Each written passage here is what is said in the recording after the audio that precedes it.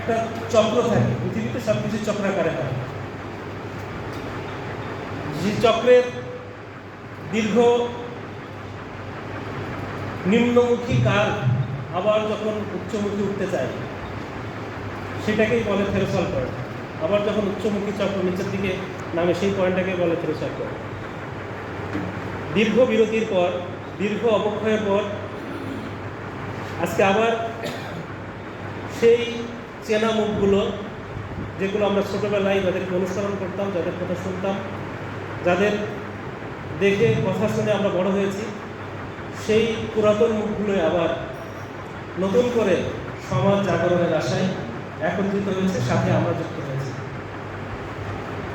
এই সমস্ত উপস্থিতিকে আমি আবার প্রণতি জানাই, শ্রদ্ধা জানাই। রিলে রেসে অগ্রবর্তী দল পরবর্তী দলের কাছে তার লাঠিটাকে দিয়ে যায় গন্তব্যে পৌঁছানোর জন্য।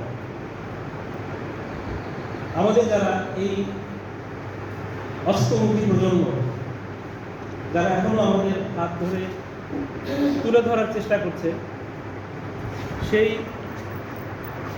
সেই প্রজন্মের যারা পুরোধা রয়েছেন, তারা চাচ্ছেন, এখনো চাচ্ছেন আপনার যে যাওয়ার আগে আমাদের সেই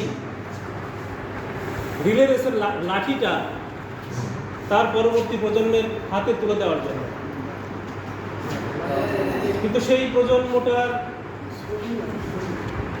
যোগ্য প্রজন্ম আমরা কতটুকু হতে পেরেছি, সেটা এখন সবচেয়ে বড় প্রশ্ন। সেই শূন্যস্থান আমরা পূরণ করতে পারছি কিনা, এটা এখন সবচেয়ে বড় প্রশ্ন। যে প্রশ্নকে সামনে রেখে আজকে আমাদের এই একত্রে বসা এবং আজকের আয়োজন।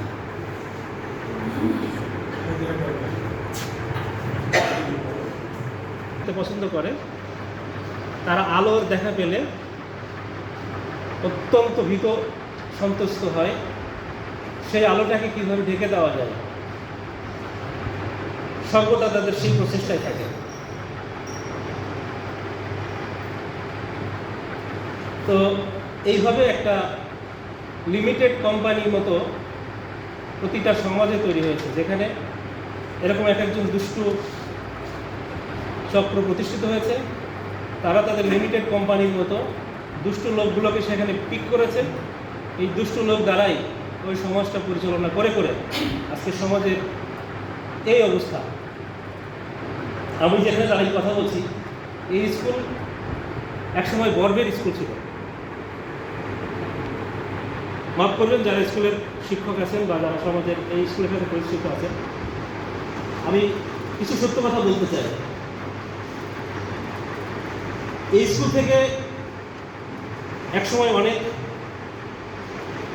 যোগ্য সন্তানেরা বের হয়েছে।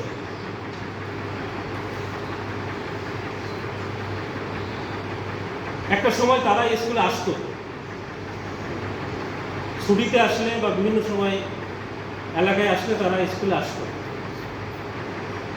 আমি হয়তো তাদের পর্যায়ে না হলেও আমিও আসতাম। আমি বলতে চাই নিতাই কাকার কথা, আমি বলতে চাই নাজিম ভাইয়ের কথা,